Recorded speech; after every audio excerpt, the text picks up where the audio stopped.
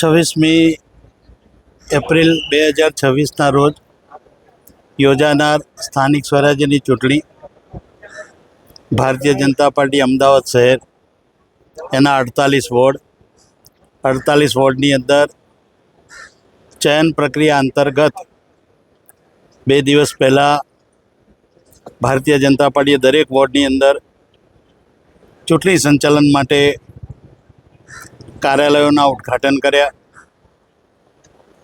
5મી અને 6ઠ્ઠી વિકાસના કામોના જનસંપર્કના માધ્યમથી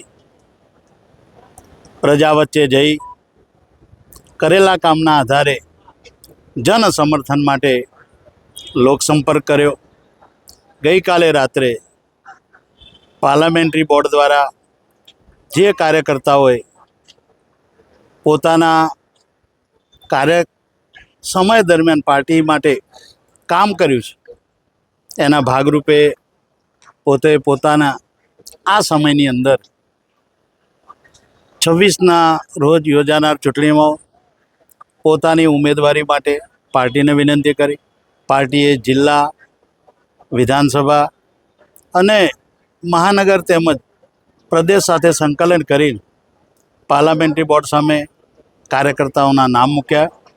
આ બધાની અંદર જ્યાં વિસ્તાર, જ્ઞાતિ, જૂના નવા કાર્યકર્તાનું કોમ્બિનેશન, આ બધું જ ભારતીય જનતા પાર્ટી જોઈ અને ઉમેદવારોની પસંદ કરી છે। જ્યાં સુધી મારી વિધાનસભાનો પ્રશ્ન છે ત્યાં સુધી મારા 15 ઉમેદવાર હતા।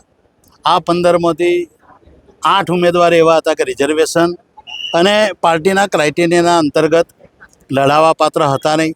બાકીના જે ઉમેદવારો છે એમાં ભારતીય જનતા પાર્ટીએ ક્યાંકના ક્યાંક 1-2 જ્ઞાતિ સમીકરણ અને વિસ્તારના આધારે પસંદગી કરી છે।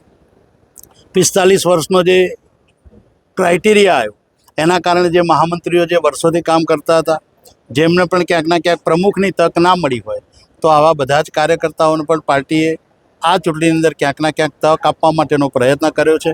એમાં 60-70% સુધી પાર્ટી એમાં સક્સેસ પણ જઈ છે અને આજે ભારતીય જનતા પાર્ટીના બધા જ કાર્યકર્તાઓ એક સાથે જૂના નવા બધા જે પાર્ટીના ઉમેદવારી કરવા માટે અહીંયા પોતાનું નામાંકન કરવા જઈ રહ્યા છે ત્યાં સામૂહિક રીતે બધાની શુભેચ્છા અને એમના સાથ સમર્થનથી અહીંયા સુધી આ વિસ્તારમાં એમાં રાણીપ, સાબરમતી અને ચાંદખેડા આ ત્રણેય વિસ્તારના બધા જ કાર્યકર્તાઓ સામૂહિક રીતે જેમાં જૂના કોર્પોરેટર હતા એ, જૂના સંગઠનના પદાધિકારી હતા એ, આ બધા જ લોકો અહીંયા પોતાના કાર્યાલયથી ચૂંટણી આચારસંહિતાના નિયમનો ભંગ ના થાય એ રીતે અહીંયા પોતાનું નામાંકન રજૂ કરવા માટે પધારી રહ્યા છે। ધન્યવાદ।